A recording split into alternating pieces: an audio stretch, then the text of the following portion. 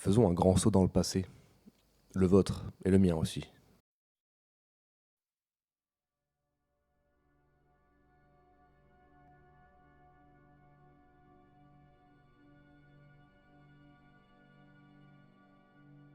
Bonjour, vous pouvez arrêter de regarder votre écran et faire autre chose.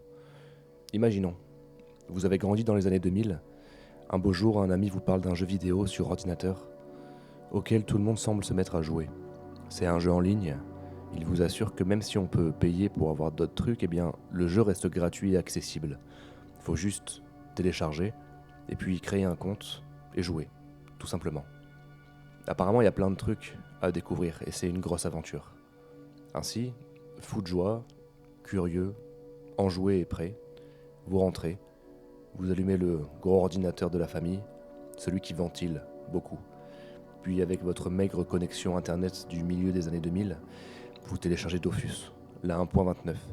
Vous créez votre compte, le lanceur s'ouvre. Sous les champs d'identification se trouvent des petites bestioles qui semblent être à acquérir à l'aide de l'abonnement dont votre copain vous a parlé. Elles sont jolies et étranges. Une souche de bois avec des pattes et des yeux attire votre attention. Il y a un espèce de petit dragon violet aussi, au regard hautain et une petite moustache fine. Il me semble aussi un petit mouton souriant avec une cloche autour du cou. De mémoire. Le logo du jeu en question, c'est un magnifique œuf jaune. Il fait très beau sur le bureau de votre session. Alors, vous vous connectez. Vous sélectionnez parmi 12 races qui vous émerveillent, du haut de votre âge qui est plutôt bas, rappelons-le. Il y a un mec avec les bras en sang, un genre de chevalier, un chat, un mec avec des ailes de petite taille, un squelette carrément, d'autres trucs et puis même un panda. Mais ce panda, il semble être obtenable qu'avec un abonnement lui aussi. Ce doit être une race stylée, hein. Alors, vous optez pour ce que vous voulez. Je vous laisse vous souvenir de votre premier choix, qui devait être incroyable. Vous lancez la partie et une douce musique vous attendrit. La plénitude et la tranquillité vous enivrent et, de suite, comme par magie, vous vous sentez chez vous. Vous voilà face à un aigle qui vous parle, un épouvantail à tuer, les premières petites quêtes sur la petite île céleste dans laquelle vous avez atterri. Tout est magnifique. Les graphismes simplistes vous familiarisent avec les mosquitos, les tofu ou tofu, selon qui vous êtes, les bouffetons qui vous laissent leur cuir, les jeunes bouffetous, les arachnés, le chef de guerre furieux qui vous tape dans les côtes, à côté du lac, je crois. Ça et là, vous voyez des énormes groupes de ce qui semble être des joueurs d'une seule et même race, qui courent d'un groupe d'ennemis à l'autre, sans jamais s'arrêter, avec des noms qui ne veulent rien dire et ne sont qu'une suite de lettres. À la seconde où ils entrent en combat, ils bloquent systématiquement l'accès à ce dernier. Ils sont rapides, hein. Bizarre. On dirait des robots. Vous vous aventurez au sud de l'île, vous tombez sur une petite forêt avec des larves colorées, des sangliers. Vous remontez à la taverne puis vous apprenez votre premier métier. Peut-être avez-vous choisi la pêche, peut-être le bûcheronnage ou peut-être autre chose. Avant d'aller récolter vos premières ressources, vous apprenez que dans la cave de la taverne se trouve un rat. Vous descendez, vous l'attaquez avec votre maigre expérience. Vous descendez au plus bas de l'île et vous vous familiarisez avec le cimetière, rempli de chafers qui vous agressent. Vous terminez toutes les quêtes, allez faire le donjon et puis vous tuez le Milimilou qui rôde dans les profondeurs d'Incarnam. L'endroit où vous vous êtes incarné donc pour votre aventure. Vous finissez cette zone faisant office de grand didacticiel et puis vous prenez la montgolfière pour aller sur l'immense continent qui deviendra le second chez vous pour une grande partie de votre enfance. Sans encore le savoir d'ailleurs. Après avoir compris que les noms des races sont à l'envers des mots que nous connaissons bien, vous atterrissez à votre statut. Vous accédez à une nouvelle zone. Ainsi, une musique grésille. Un air tout doux et innocent qui ne quittera plus jamais votre esprit. Et chaque fois que vous l'entendrez, 5 ans, 10 ans, 20 ans plus tard, votre gorge se nouera et vos pensées dévieront vers votre enfance magnifique. En fait, c'est même la seule bande sonore qui vous marquera à ce point. Immense confort dans votre vie parfois triste, vous y retournerez plusieurs fois. Un petit pèlerinage, un voyage dans le temps pour revenir à l'époque où tout allait bien. Simplement en marquant Dofus 1.29 musique dans votre barre de recherche. Vous ouvrez votre carte et vous vous rendez compte que le lieu où vous allez passer vos soirées désormais, c'est un immense monde qui ne semble attendre que vous. Des joueurs passent devant vous sur des montures étonnantes, d'autres ont des équipements de fous furieux. Certains semblent appartenir à des groupes avec des blasons et tout.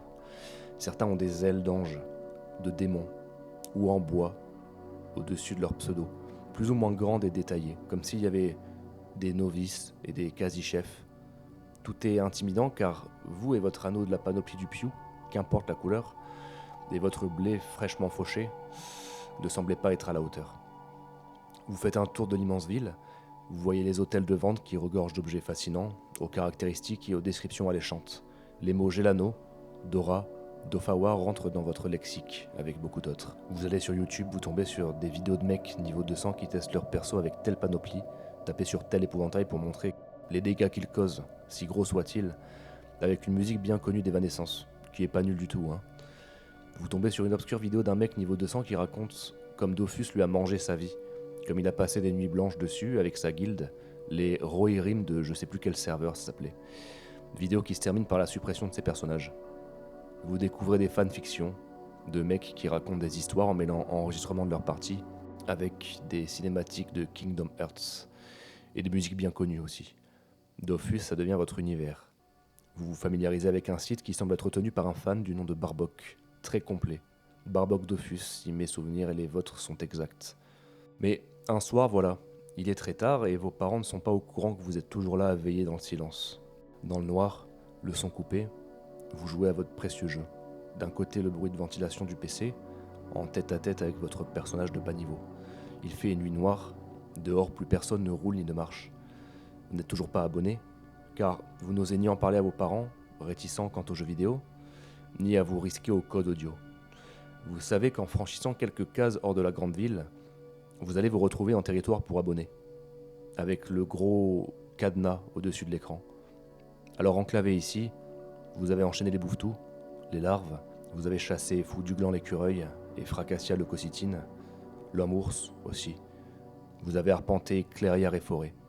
Vous avez pour la énième fois regardé à l'hôtel de vente ces coiffes de haut niveau qui vous font tant rêver. Vous avez fait 2 ou 3 quêtes, puis vous avez enchaîné combat sur combat avec les quelques amis que vous vous êtes fait. Et puis, vous vous emmerdez. Votre niveau il stagne, vous connaissez cet endroit par cœur, où vous vous étiez déjà aventuré quelques lieues plus loin pour voir de quoi peuvent jouir les abonnés de Dofus. Vous étiez allé à pied jusqu'au Porcas, au Blop, puis vous étiez rapidement revenu car ni combat ni amusement n'est possible pour le bas niveau que vous êtes, au jeu gratuit et limité. Mais ce soir, dans le chat, il y a marqué que votre dernier ami s'est déconnecté et que le groupe que vous aviez avec lui a été interrompu. Vous avez quitté le groupe, s'affiche, si je me souviens bien, c'est ça, non? Vous êtes bien seul et ne savez plus que faire. Vous jetez un œil à votre inventaire, regardez les quelques items de valeur que vous avez, vos quêtes aussi, et vous allez sur la carte du monde. Pendant un instant, vous yotez Bonta, les îles étranges qui vous semblent si inatteignables, les endroits qui ne vous sont pas du tout familiers, quoi. Les noms des donjons, les noms des terres alentours. Il y a quoi au cimetière de Bonta? Et jusqu'au fond de l'île de Pandala? Qu'est-ce qui se trouve aux extrémités que vous n'avez pas exploré? À quoi peut bien ressembler ce Kralamour? Et qu'en est-il des landes de Sidimoth? Le nom, il fait peur. Vous aviez lu auparavant que dans les fameuses plaines de Kanya se trouvait un sacrieur très dangereux à faire emprisonner. Vous savez qu'à Feudala se trouve un pandawa de haut niveau aussi. Les avis de recherche avaient cette impression réaliste de danger, en les designs de ces curieuses personnes à l'histoire si particulière.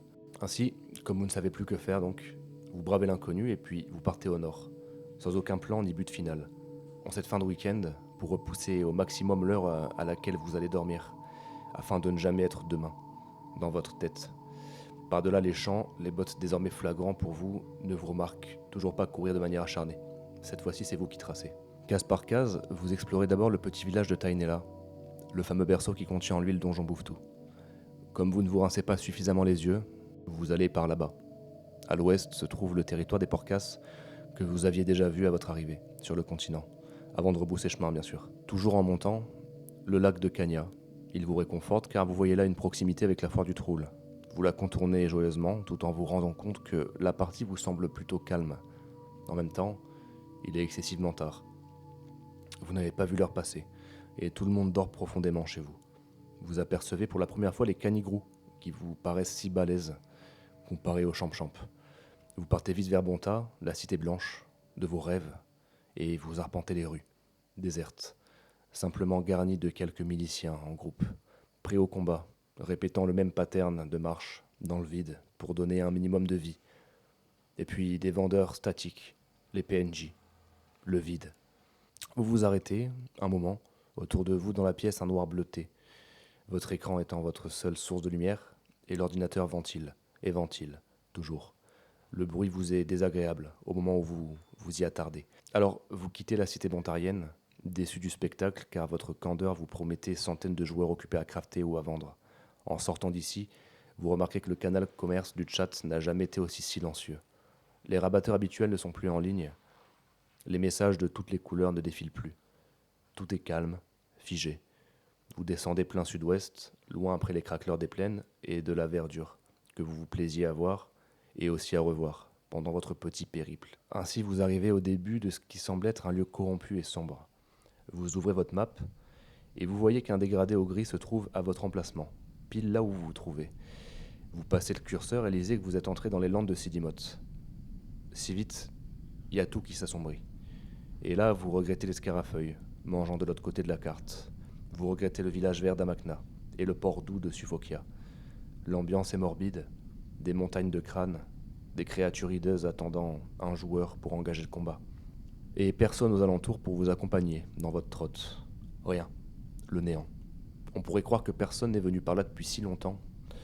Vous voici seul avec les personnages non-joueurs, privé d'une ambiance sonore pour ne réveiller personne. Et votre ordinateur haletant à l'infini près de vous. Vous êtes très très seul. Le monde entier semble s'être déconnecté, désolidarisé même de votre serveur. Et en ce milieu de nuit noire, vous vous retrouvez perdu dans des contrées rarement explorées. Ce dédale d'enfer menant à la Cité Noire n'étant finalement qu'un passage obligatoire avant de sauvegarder le prochain zap pour se téléporter et gagner du temps. Ce système de voyage rapide ayant délaissé certaines zones de votre jeu favori de toute forme de vie et d'intelligence. Votre personnage se retrouve ici, planté au milieu de rien du tout, incapable d'interagir avec quoi que ce soit et qui que ce soit, dans un lieu hostile et corrompu, et vous ne pouvez que courir. À mesure que vous descendez, des crevasses apparaissent de tous les côtés, de plus en plus, laissant entrevoir de la lave en fusion qui coule certainement partout sous terre et sous vos pieds, avec toujours ces scorpions albinos dégueulasses, plantés là à attendre l'agression de celui qui le pourra et le voudra. Embourbé dans ce grand rien, entouré de ces mecs bizarres à tête de chiens noirs, et de ces mineurs et chevaliers à l'allure morbide et malveillante, vous vous engouffrez dans ce qui vous semble être l'antichambre de l'enfer. Tout est sombre, et aucune vie ne se trouve à moins de Dieu sait combien de kilomètres d'Ophusia. Y a-t-il encore quelqu'un de connecté à cette heure-ci? Quelqu'un de réveillé? De vivant même? Y a-t-il quelqu'un pour vous sauver de votre extrême solitude? Même en coup de vent, un passage express, là où vous vous trouvez, de manière inopinée. Un message privé envoyé et aucune réponse, comme d'hab quoi, mais juste une présence humaine, par pitié. Et à un moment, vous atterrissez devant un pont, un immense pont, en dessous duquel brûle de la lave. Vous êtes arrivé à Brakmar. Mais à quel prix? Et à quoi ça a servi? Tout est sombre, boueux, mort, et le jeu entier semble avoir abandonné. Personne ne vous attendait là où vous êtes venu. De si loin êtes-vous parti, il n'y a à l'arrivée rien pour vous. Vous êtes toujours ce bas niveau, non abonné, perdu au milieu d'un monde qui ne veut pas de vous, entouré de personnages non joueurs qui n'ont rien à vous dire à vous. Vous êtes arrivé en enfer, l'enfer numérique du rien, la partie déserte, votre première expérience de ce qu'est un monde vide, abandonné de tous. Et vous vous jurez que jamais plus vous ne vous aventurerez bêtement, là où il n'y a personne pour vous, car d'une manière absurde, sur votre ordinateur ce soir-là, vous venez de faire la connaissance d'une entité que beaucoup fuient depuis toujours. Elle a toqué, et puis vous avez ouvert. C'est la solitude.